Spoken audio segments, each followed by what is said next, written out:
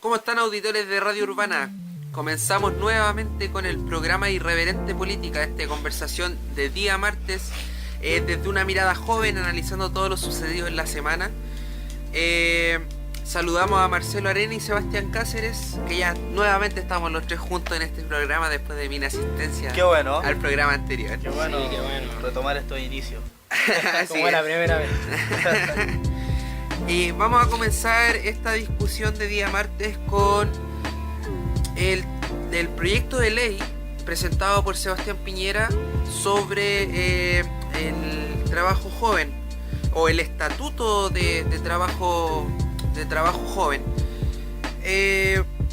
¿Cómo lo planteamos? ¿Cómo empezamos a discutirlo? Porque se aprobó, por cierto, el proyecto en la Cámara de Diputados. Ahora va a pasar y sin ninguna indicación, va a pasar a la Cámara de Senadores para ver si finalmente se concreta este proyecto de ley. ¿Cómo lo planteamos? Porque es una precarización y una flexibilización del trabajo joven. O sea, dicen que protege al estudiante, dicen que hay unas mejores condiciones laborales, pero es puro humo al final de parte del gobierno de Sebastián Piñera, nuevamente vendiéndonos humo sobre cómo mejorar, empeorando las cosas. No sé, un poco contradictorio de parte de Sebastián Piñera. Bueno, yo creo que como deberíamos empezar, es más que nada explicar un poquitito lo que es cómo se inició, digamos, este proyecto de ley. Que bueno, fue presentado por el ministro del Trabajo, Nicolás Monkelberg, donde él presenta una propuesta que es este Estatuto Laboral Juvenil para jóvenes, ya, obviamente, que plantea la creación de un contrato especial, ya, más que nada, para jóvenes entre 18 y 24 años, ya. Esto más que nada recae y va a pesar más en los locales, digamos, de comida rápida, el doggy, los que uno más frecuenta y donde tienen mayor presencia de jóvenes en el local. Donde a estos solamente se contratarán mientras estén estudiando en un establecimiento reconocido, público, que esté reconocido, digamos, por el Consejo Nacional de Rectores, no sé cómo se pronuncia. Donde el principal argumento que él presenta es que según por el bajo porcentaje que existen de jóvenes que están estudiando y trabajando, ¿ya? Que implica un 9%, ¿ya? Que están dentro de ese margen de edad. Lo cual este contrato solamente dura y va a ser para los estudiantes entre 18 y 24 años, en donde siempre igual una duda o te deja como un futuro incierto en cierta parte, porque tú al momento de cumplir 29 años automáticamente o dejáis de estudiar, automáticamente estáis despedido, digamos. Y sin ninguna indemnización, que es el otro problema que se presenta. Exacto, no tenés opción a indemnizarte, no te pagan la cantidad, no te pagan los años de servicio. En el caso si los estudiantes son carga de los papás, no tienen derecho a licencias médicas. En el caso de las mujeres no tienen fuero maternal. Y no hay descanso, se violenta también el descanso dominical. O sea, exacto, ¿cuándo descansaría el joven que además estudia, tiene que trabajar para solventar sus gastos y además se le quita el día domingo como descanso? O sea, igual estamos viendo un atropello súper grande, no solo hacia el joven trabajador, sino también a los trabajadores. Ya donde se disminuye también el refuerzo sindical en ciertas empresas. Aunque también tenemos que pensar que el trabajador no solamente va a estar en empresas grandes como Sorval, podríamos decir, Anglo American, alguna minera o alguna empresa mucho más grande. Ya, porque nosotros sabemos que el estudiante, por tema de tiempo, de comodidad, prefiere trabajos part-time, trabajos que están en las grandes cadenas de supermercados, como empaques. La remuneración Cajeros. rápida más que nada. Claro, pero o sea, es que- un ingreso mucho más grande, Es mucho que más rápido. si le damos otra mirada a esto, quizás responde a la caída en la economía. Así lo han planteado algunos sectores en cuanto a que este va a ser un trabajo más barato, o sea, un trabajo Barato. más Eso va a más ser. barato, pero para el empresario, más precarizado, tiene que solventar menos gastos para el trabajador. O sea, quizás responda a la caída de la economía y que mediante los ahorros, muy entre comillas, los ahorros que se van a hacer las empresas por este estatuto joven, de trabajo joven, quizás es una justificación eso, po. O sea, que mediante esta implementación de estatuto se ahorre plata a la empresa y empiece de cierta manera un poco manipulado a subir las cifras del actual gobierno, que los tiempos mejores aún no llegan y vamos 5% de desempleo, vamos cayendo en todas las cifras, o sea, Sí, pues bueno, igual es algo. Tiene mucho que ver con un poco de conflicto de interés también que tiene el ministro Monkeberg, porque él tiene, si no me equivoco, tiene acciones dentro de los locales de comida rápida, ¿ya? Entonces él maneja, digamos, ese negocio. Al final esto más que nada les favorece a ellos. ¿Por qué? Porque Mayor ganancia. mira, ponte, sí, pues, como no te tienen que pagar licencia, no te tienen que pagar indemnización por los años de servicio y todo eso, ellos solamente te echan y vuelven a contratar a otro joven que quiera trabajar y te dicen, mira, ¿sabéis qué? Tú puedes decir, oye, ¿sabéis qué pasa con los domingos? Yo sé que mínimo un domingo, dos domingos al mes creo que tienen que ser legales por sí, o un día de descanso semanal. Porque todo trabajador necesita descansar, pero Y eso está expreso en pero la al ley. final el empleador te puede decir, mira compadre, yo ahora necesito que trabaje el día martes, de tal hora, turno de tarde, de las 3 hasta las cierre, ¿cachai? O en la mañana, o quizás todo el día. Y tú, muchas jefes, ¿sabes qué? No puedo, tengo justo un examen ese día, tengo que estudiar, o no puedo ir porque no puedo faltar, no sé, a un laboratorio o algo. Y él fácilmente decir, mucha cabrito, Lo siento. si no tenéis la disponibilidad para ese día, voy a tener que buscar a alguien que de verdad quiera trabajar y esté interesado. Y le va a dar la facultad de despedirte sin pagarte nada y dejarte ahí tirado solamente porque no tenéis la posibilidad de trabajar ese día y porque no estéis, digamos, como respetando, digamos, lo que él le está diciendo. ¿Cachai? Le está dando muchas facultades al empleador y aparte te deja con un futuro totalmente incierto porque al momento de no pagarte la indemnización y todo eso, que hay con un vacío económico totalmente grande entre los 18 y 24 años, en donde esos futuros te va a pesar el momento de pensionarte, el momento de jubilarte, donde vaya a tener un vacío económico de quizás 5 o 6 años o menos, donde ¿cómo dice? No impusiste nada, no tenéis nada para tu futuro, entonces es como cuando decían antes la mano barata y rápida en esos tiempos. puede ser como una solución parche de todas formas de parte del Sí, gobierno. yo creo que más que una solución parche, yo creo que como lo hemos planteado, lo hemos dicho hace unos minutos atrás, es que esto principalmente los beneficia a estos personajes de poder, a estos personajes empleadores, para aumentar sus ganancias, sus ingresos. Que al fin y al cabo no van a tener que, como dijo Sebastián, No van a tener gasto. claro, no van a pagar cotizaciones, no van a poder guardar plata para la AFP, para sus pensiones futuras, lo cual va a repercutir. Ahora, ¿qué pasa con los estudiantes? Digo, con los jóvenes que no están estudiando pero están trabajando. O sea, los van a tratar con este estatuto, los van a despedir o los van a seguir tratando con la misma ley. No, esto solamente, si no me equivoco, esto solamente va enfocado a los jóvenes que están estudiando y están estudiando en establecimientos acreditados. ¿Ya? Si tú no estás estudiando en un establecimiento acreditado, lo más probable es que tengáis el estatuto normal laboral.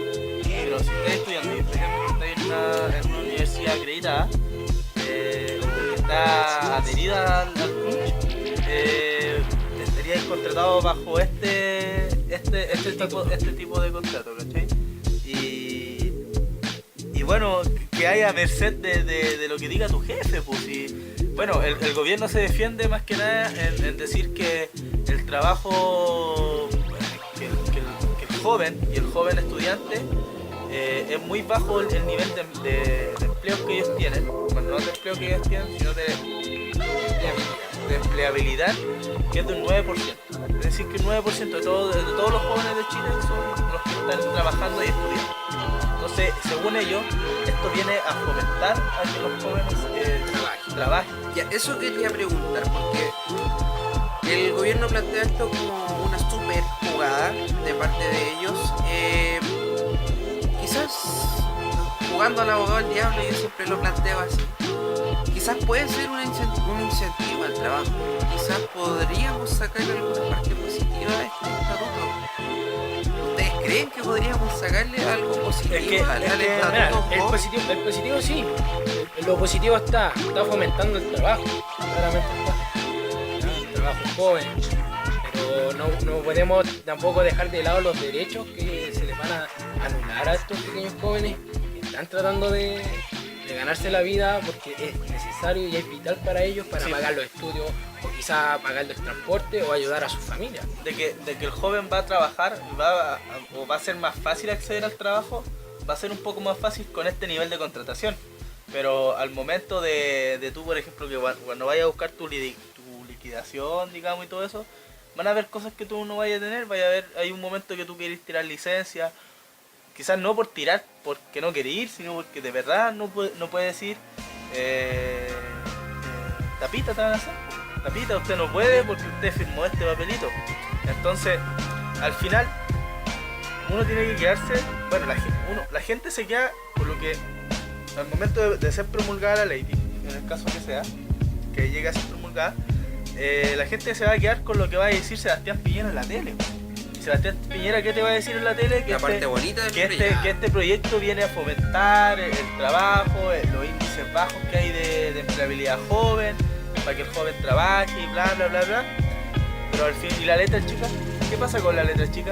¿Qué pasa con que si tú sois carga de tu papá o de tu mamá no vaya a poder optar a licencia médica, a los domingos, en el caso de la mujer al fuero maternal? No te van a poder, si tú quizás trabajís todos los años de tu carrera, quizás entras en primer año, estás a trabajar al tiro, salías sexto año y no vayas a tener indemnización al momento que te echan, ¿cachai? Que a los 29 años, si tú querés seguir trabajando en esa empresa, digamos, y ya tenéis 29 años, o dejáis de ser estudiante, si estáis contratados bajo este estatuto, te despiden automáticamente. No te dan, primero tenéis un futuro incierto. Segundo, se te pierden muchos derechos y uno de los más fundamentales quizás es el derecho a sindicalización, ¿cachai? Porque esto ya te lo está prohibiendo, está a merced de tu empleador y cuando empezó, digamos, el ajetreo con el tema del estatuto, uno de los sindicatos que más se pronunciaron fue el de Starbucks, ¿ya? Teniendo en cuenta que en Starbucks la mayoría que trabajan son jóvenes estudiantes y están sindicalizados, bacán. Pero ahora el empleador va a tener la facultad de poder, quizás, no sé si se podrá, y si alguien me puede ahí complementar, si estáis contratados bajo un contrato que tú estás ahí, quizás, plazo fijo. Si soy estudiante y tenéis entre 18 y 24 años, yo no sé si te van a volver a recontratar bajo este estatuto, porque quizás estáis dentro de los estándares y lo que requiere, ¿cachai? Eso no lo tengo bien entendido, pero hay lagunas financieras, hay futuro incierto, vaya a tener menos pensión, no vaya a tener derecho básico, derecho a descanso. Lo que más se requiere en los estudios, que es el mantener tiempo para el estudio, un poco de descanso. Bueno, así como el estudiante quizá en algún momento tira licencia para poder estudiar mucho más por una prueba que no se siente preparado, quizás lo vaya a poder hacer en la universidad, pero en el trabajo vaya a tener que ir, seguir yendo, seguir perdiendo el tiempo perdiendo el tiempo, en verdad, pues vaya a perder ese tiempo de estudio. Aquí lo más grave es que se vulneran derechos básicos y derechos fundamentales. Derecho a la salud, derecho a tener acceso a descansos. O sea, el gobierno, volviendo a yo, Sergio, a dar mi opinión personal, el gobierno está vulnerando muchos derechos y pintó este proyecto como algo perfecto casi, y resulta que no es así, resulta que deja muchas cosas que desear, deja muchas cosas a merced de los empleadores, que siempre sabemos que el empleador siempre va a cuidar su bolsillo, no los derechos del trabajador. Son muy pocos los empleadores que se van a preocupar, o muy pocos los empleadores son los que se preocupan del verdadero cuidado de los trabajadores que están en su empresa. O sea, ¿qué va a pasar, como tú bien decías, con los jóvenes que están trabajando? ¿Qué va a pasar con los jóvenes que van a entrar a trabajar?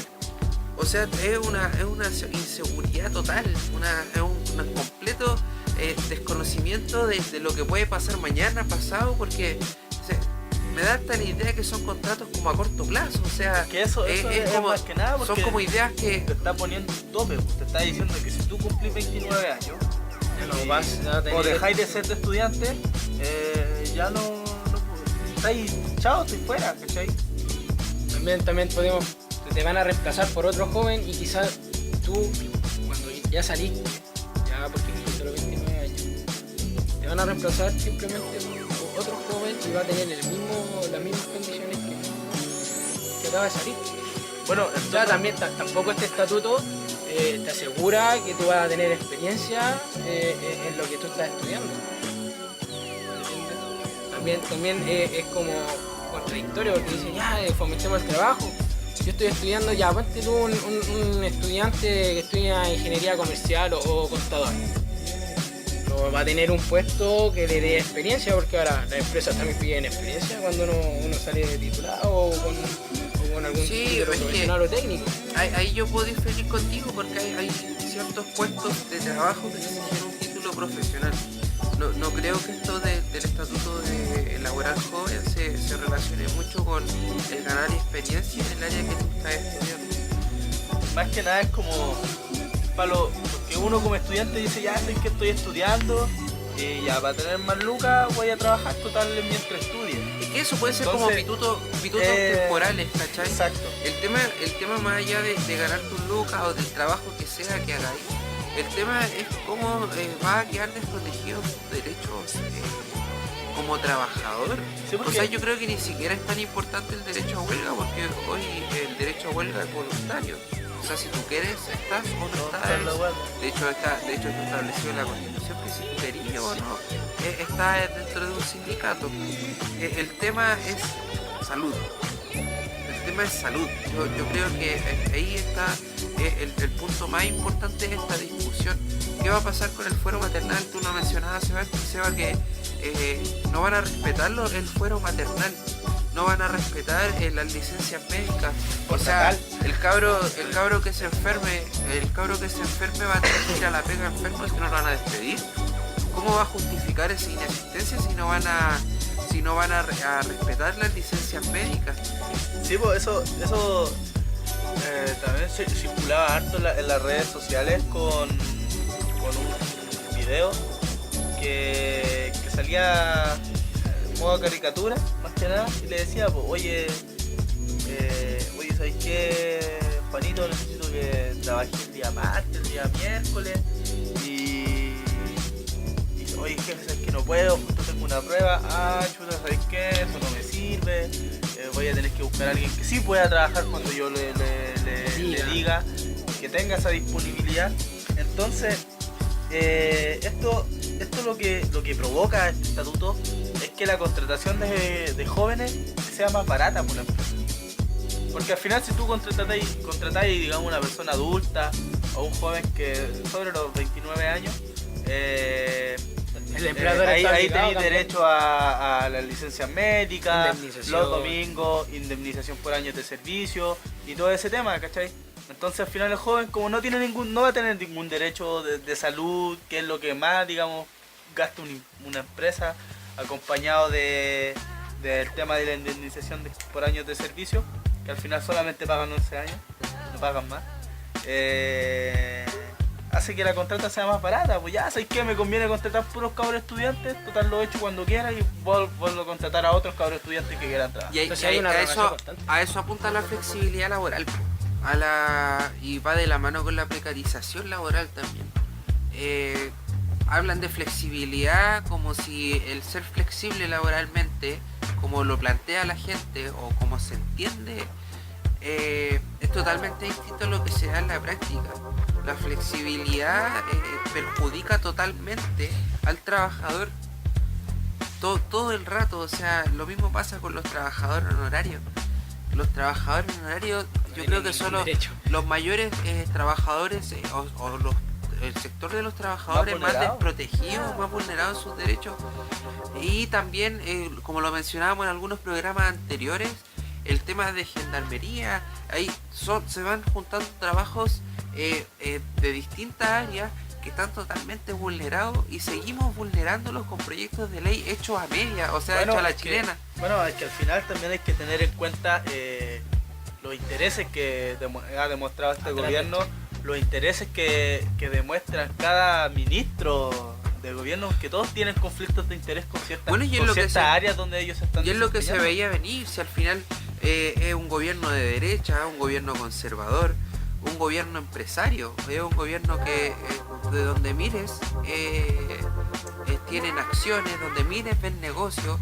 Hace un rato, saliendo un poco el tema, hace un rato salió que el ministro de Salud tenía conflictos de interés tenía acciones en Sonda, creo que Sonda, le dan las camas o algo así a FONASA. Los insumos de salud. Sí, el tema es que no pueden recibir fondos públicos, o sea, no pueden recibir como un doble sueldo, entre comillas. Si una empresa recibe aportes estatales, no puede además recibir el sueldo como ministro.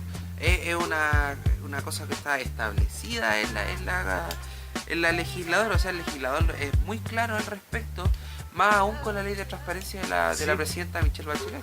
Bueno, sí, pues ya por lo menos ya existió, digamos, en un momento una acusación constitucional sobre el ministro de Salud Santelice.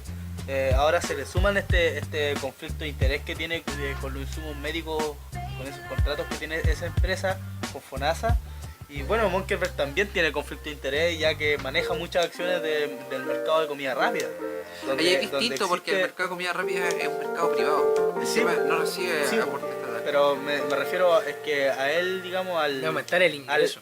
No aumentar el ingreso, sino que al aportar, digamos, esta propuesta de estatuto, fomenta su empresa, porque al final en la comida rápida es donde mayormente trabajan los jóvenes. ¿Cachai? Entonces a ellos les facilita que sigan, que sea esto. A él les facilita, a él los puede echar cuando quiera y contratar, si quiere lo echa a todos y contrata a todos de nuevo. Y así puede ir llevándose cuando él quiera y esto va a seguir. Siempre va a haber siempre va a ser una renovación. Hay que pensar también de qué puede pasar con este estatuto joven. Bueno, sí, porque también puede haber reemplazo de trabajadores que estuvieron años en ciertas empresas. ¿Qué podemos esperar? O sea, también, como tú dijiste, nadie lee la letra chica. Solamente dicen lo bonito y no lo feo, y quizás ¿cómo pueden abusar estos empresarios? Es que estos líderes del comercio. Es el tema que se pone sobre la mesa, porque al final la mayor parte del pueblo chileno se va a quedar con lo que salga en la noticia. Con lo que en la noticia, cuando digan se promulgó tal proyecto de ley, salga Sebastián Piñera hablando que este proyecto de ley va a ayudar a fomentar el crecimiento económico del país, a fomentar el trabajo juvenil, ya que un 9%, quizás pueden hasta dar cifras de que va a aumentar quizás hasta un 15 o 20%. Entonces la gente se va a quedar con lo que le dice el presidente, porque si al final es el presidente, independientemente de quién sea. Entonces la gente no se va a dar quizás la paja, o no se va a interesar, por ejemplo, en prender la tele y ver el canal de los diputados, TV Diputados creo que se llama, sí, y ver realmente qué es lo que se está discutiendo, ¿sí? Y ver realmente qué es lo que está está pasando, realmente en qué se basa esa ley, ¿cachai? ¿Qué es lo que está proponiendo? Entonces, es importante que existan estos espacios como el que estamos brindando aquí en Radio Urbana, para que nuestros oyentes sepan realmente en qué se basan las leyes, que Leyes nacionalmente están repercutiendo mucho y también afecta a una cierta parte de la población. Entonces, desde Carlos Insulza, que es lo que quería agregar, que no me dejaban agregarlo un poquito. Carlos Insulza, quien es el presidente de la ANEF, que es la Agrupación Nacional de Empleadores Fiscales, dice que esta ley no es viable, que los trabajadores pasen un cuarto de su vida laburando con un contrato que afecta económicamente y repercute también en sus pensiones. Entonces, no es pasar un cuarto de su vida sin nada, ¿cachai? Sin ninguna facultad de que tú al momento de trabajar eso no vaya a tener nada, no vaya a tener ninguna remuneración, en salud no vaya a tener ninguna ayuda, ninguna garantía. Entonces estamos enfrentando los jóvenes más que nada un escenario complicado porque al momento de querer trabajar, y al final esos son las pegas para los jóvenes más rápidas. Si tú vas a dejar un currículum, no sé, al Subway, al Starbucks, al Doggy, te llaman al tiro. No hagamos propaganda porque no recibimos recursos. No es propaganda, pero es la verdad, ¿cachai? Entonces, estamos frente a una situación complicada. Nosotros los jóvenes nos están dejando en un futuro incierto. Sí, desprotegidos. Estamos siendo prácticamente la mano de obra barata de este sistema con lo que están implementando. Entonces, también desde la CUT, la presidenta Bárbara Figueroa emplea las siguientes palabras que me gustaría citarlas textual, que dice que en el marco de la realidad que vive nuestro país, cuando el crecimiento se estanca y cuando quienes recibían ganancias, ya que no reciben estas ganancias ahora, obviamente que la única manera de poder seguir acumulando riquezas es precarizando el empleo, y este es el debate. Porque la única manera de que las empresas sigan ganando es que el trabajador cada vez sea más precario. Quizás todo lo que hemos avanzado y ellos solamente piensan en ganar. Quizás, ojalá no lo sea, pero ellos son capaces de precarizar el trabajo hasta como existía antes en la edad industrial. Ellos son capaces de la imagen de Bárbara Figueroa como presidenta de la CUT ha sido bien dañada en ese sentido. No está bien mirado por los mismos funcionarios funcionarios que están o que son parte de la Central Unitaria de Trabajadores. No miran muy bien la dirección que ha dado Bárbara Figueroa, pero en este sentido yo creo que le dan el clavo. El debate se debe centrar en cómo se está precarizando el trabajo joven, el cómo se está dejando desprotegido. Yo sé que puede sonar reiterativo que lo mencione tanto, pero se desprotege totalmente el trabajo joven. No hay malas remuneraciones, malos derechos básicos. O sea, ¿de qué estamos hablando? Y más encima el gobierno que tenemos lo pinta como si fuera lo mejor del mundo. Totalmente, yo creo que fuera de lugar, hecho a la rápida este proyecto de ley y aprobado más encima por votos de diputados demócratas cristianos, del Partido Radical y creo que del PPD. Ellos fueron los votos de la oposición que hicieron que este proyecto saliera a flote y que pasara a la discusión en la Cámara de Senadores. Bueno, vamos a continuar en Radio Urbana.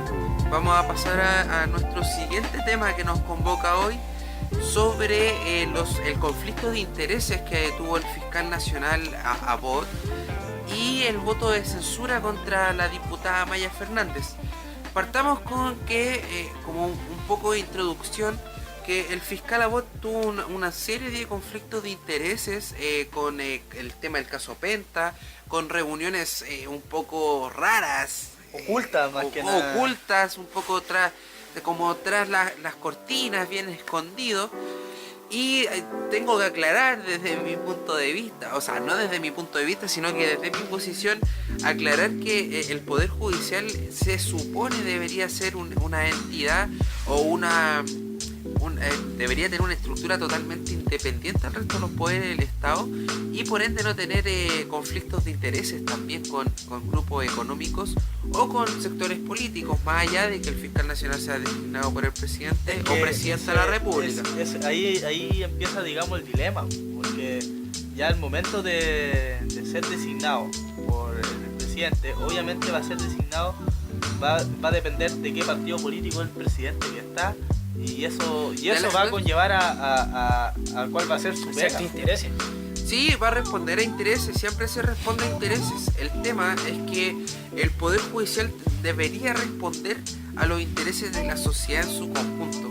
Cuando un fiscal nacional, un cargo tan importante dentro del Poder Judicial, dentro del Ministerio Público, se ve enfrentado a estos conflictos de intereses, la discusión surge y ¿existe una real independencia del Poder Judicial en nuestro país? ¿Cómo se lleva a cabo el tema de la independencia? ¿Cómo llevan a cabo el tema de las presiones sociales en cuanto a esto? Y además también, no sé si lo pueden mencionar en mayor desarrollo, que han pedido a la Corte Suprema, han extendido una solicitud para destituir al fiscal nacional actual de nuestro país.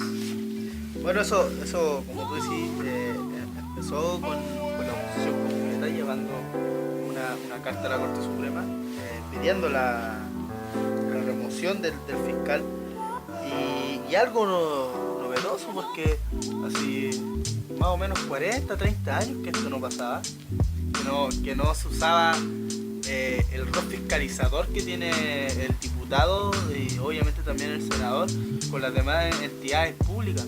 Facultades que se han dejado un poco de lado. Ya, bueno, llevamos 40 años ya dejando de lado esas facultades y qué bueno que se vayan retomando, porque esto no es algo de ahora, digamos, de algo de este fiscal, sino que esto viene pasando ya hace 40 años atrás y nadie había dicho nada, pues, y ahora que existe que está la capacidad y existen las personas que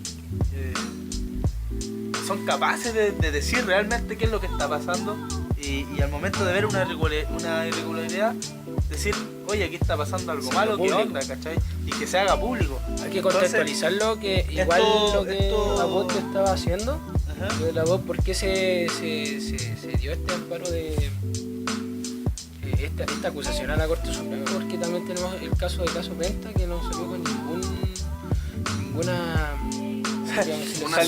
salieron con clases de ética. Clases de ética, ¿cómo podemos esperar eso? Bueno, igual eso responde a la legislación actual que hay en el país, o sea, no podemos pedir penas de cárcel cuando las penas actuales sancionan con clases de ética. Pero es que si yo...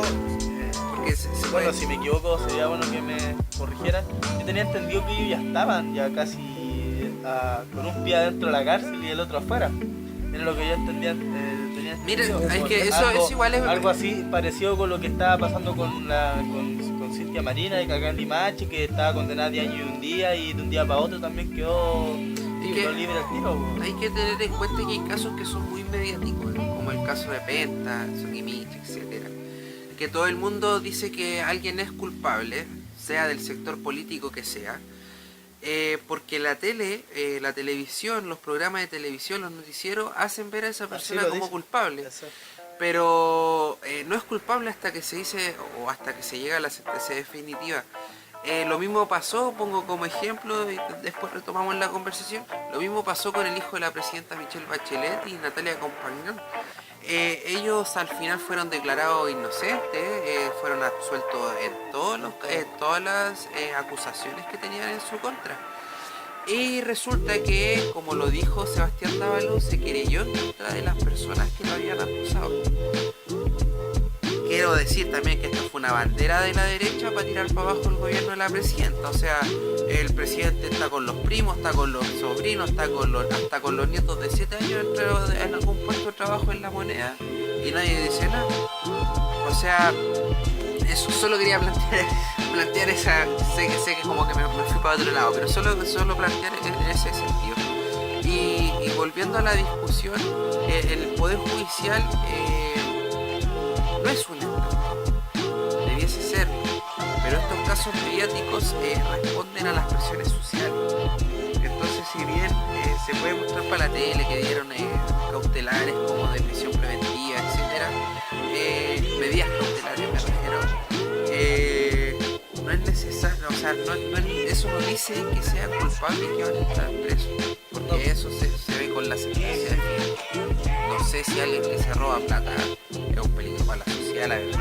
No sé si alguien que se roba plata debiese cumplir condena en prisión preventiva, porque debo mencionar que la prisión preventiva es la privación a tu derecho de la libertad. Es una previa antes de la sentencia, una medida cautelar, es la medida cautelar más como la máxima medida cautelar, la prisión preventiva.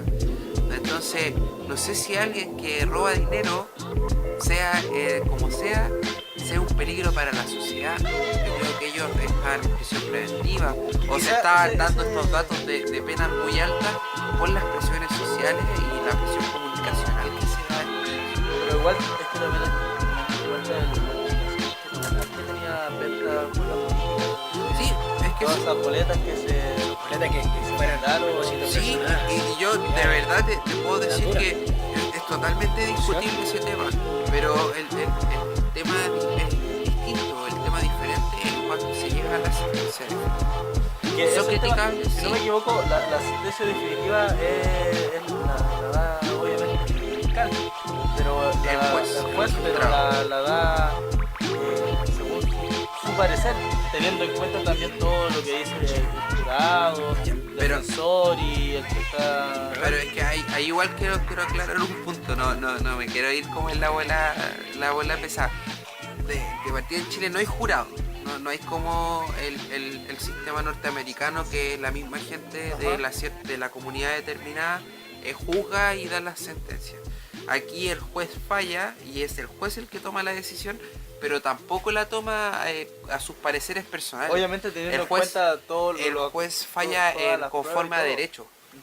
Que falle conforme a derecho quiere decir que él va a fallar de acuerdo a lo que está escriturado en la norma, en la ley. Lo que el legislador le dice cómo tiene que fallar. El juez no va a decir, estos locos me caen bien, entonces los voy a dejar libre. Eso nunca se da. Bueno, se puede dar. No se da. Porque además el sistema disciplinario del Poder Judicial es muy estricto hacia los jueces. Un juez que es mal evaluado puede ser sacado de su cargo y hay escalafones, del 1 al 5 los escalafones, como van ascendiendo los jueces. Y los van bajando, descendiendo o van siendo mal evaluados. Igual eso es el tema. Teniendo en cuenta, por ejemplo, la salida de 2 fiscales, no sé si te acordáis que fueron 2 fiscales que renunciaron a su cargo. Y también ellos mismos manifestaron la irregularidades que existen dentro del Poder Judicial y al momento de la toma de decisiones y todo eso, también deja, digamos, ahí deja algo, ¿cachai? Deja que existe algo malo ahí, que algo está pasando. Sí, o sea, sí, en todos lados se pueden dar irregularidades. El tema también es cómo la discusión que se da es cómo darle solución a esos temas. También no hay que confundir. Una parte del Poder Judicial son los jueces, otra parte del Poder Judicial son los fiscales. El fiscal es aquel que funcionario público del Exacto. Ministerio Público, valga la redundancia, bien digo, que busca o investiga para inculpar al acusado. Esa es la función como principal, coloquialmente, del fiscal. El que está ahí en terreno. Sí. ¿Se pueden dar irregularidades dentro de la fiscalía? Sí, se pueden dar irregularidades, porque siempre hay intereses que hay de por medio, y ahí se ve con el fiscal Abot. Y yo creo que se puede dar con otros fiscales también. Si no me equivoco, el ex primo o el pariente, digamos, de algún ministro o alguien del gobierno, si no me equivoco. ¿O no? Es primo de Andrés Chadwick, que me sopla ahí nuestro DJ. O 7T. Entonces eso, o sea, se Entonces, pueden dar no existirá, por ejemplo, ese conflicto de interés, o no de interés, Mira, pero esa parentela, digamos, al momento de tomar la sentencia sí, del es caso que, Penta, por ¿sabéis ejemplo. que ahí es importante en cuanto al fiscal nacional? Porque el fiscal es el puesto de fiscal nacional. Pero, mira, corregimos la información que dimos anteriormente. Es el fiscal nacional Abbott, es primo de Alfredo Moreno. Creo que fue también, bueno, este loco que anda por los países gastando plata al Estado. Eh, se me fue el hilo, me disculpo. Bueno, y también, digamos, cuando sale que queda en la nada también el tema del viaje del ministro Larraín a Harvard, po, que se supone que se decía que eran con fondos públicos, cuando él se defendía diciendo que era plata de su bolsillo, y al final queda, no sé si habrá quedado demostrado, pero queda que no fueron con fondos públicos, sino que... Sí. Pero mira, ¿cachai que ahí nos podemos conectar con el rol fiscalizador? Teniendo en cuenta también que el fiscal Abbott tuvo reuniones privadas con Larraín antes de ser ministro de su calidad de senador. Sí, a lo que voy es que ahí podemos volver al tema de los roles fiscalizadores. O sea, aquí se supone que todos los poderes del Estado se deben fiscalizar los unos a los otros. Aquí también hay negligencia de parte de los otros poderes estatales de no fiscalizar cómo se están moviendo los recursos dentro de los mismos ministros. Porque un ministro no puede llegar y gastar plata como se le dé la gana, menos mentir diciendo que es plata de su bolsillo y después que se compruebe que era plata que era fondos públicos. Voy a interrumpir acá con el mismo tema de Abbott. Él es el primo, como dijimos, de Alfredo Moreno. Él formó parte de la comisión del caso Penta. Ya, podríamos nosotros contextualizar un poco de que él fue sentenciado o fue y recibió visto por la Corte Suprema parte de ese financiamiento regular, porque quizá tuvo alguna manipulación de ciertas pruebas del caso Penta. Es que sí, ese es el tema, porque como tú hablas que igual hay una conexión debe haber familiar, una fiscalización así de los mismos un contacto directo, más aún. partes del Estado también, pero quizá ellos también pueden jugar a su rol también de autonomía que tienen como poder judicial. Sí, es que mira, porque yo tengo entendido también que la fiscalía en sí está bajo el ala del Ministerio de Interior, ¿no? Ministerio Público. Ministerio Público. Entonces ellos también deberían jugar ese rol fiscalizador. Con el tema de los fiscales también, obviamente, por ejemplo, yo si estoy a cargo, por ejemplo, del Ministerio Público y llega a pasar lo que pasó, por ejemplo, que todos los fiscales renuncian y más encima dicen verdades de lo que está pasando. Uno, por ejemplo, como encargado del Ministerio Público, dice, bueno, si ellos primero ya renuncian y después tienen pruebas también que avalan lo que ellos dicen, bueno, yo algo tengo que hacer, pues. Porque yo ahí te puedo hacer como una contrapregunta o debatir un poco eso, porque esas verdades son verdades para ellos. Porque ellos Sí, como el resto de los fiscales, pueden dar mucho su parecer personal, pero quizás no es tal como lo dicen ellos, ¿cachai? No estoy defendiendo ni estoy diciendo que sea mentira lo que digan. Lamentablemente la ley tiene mucha carga, como que podéis jugarla de muchas formas, Sí, podéis obvio, podéis juzgarla también obvio. de muchas formas. Y de eso se trata la ley, apelar a muchas de cosas. jugar entre comillas de jugar entre comillas a la interpretación de la ley. Y eso quería mencionar anteriormente, o sea, en la fiscalía quizás se pueden dar irregularidades, pero hay que tener en cuenta que el fiscal es una persona que tiene mucha pega, o sea, puede llegar con 3 maletas de papeles a un día, ¿cachai? Y en cuanto a los jueces, un juez no, como les decía, un juez no va a fallar a su parecer personal.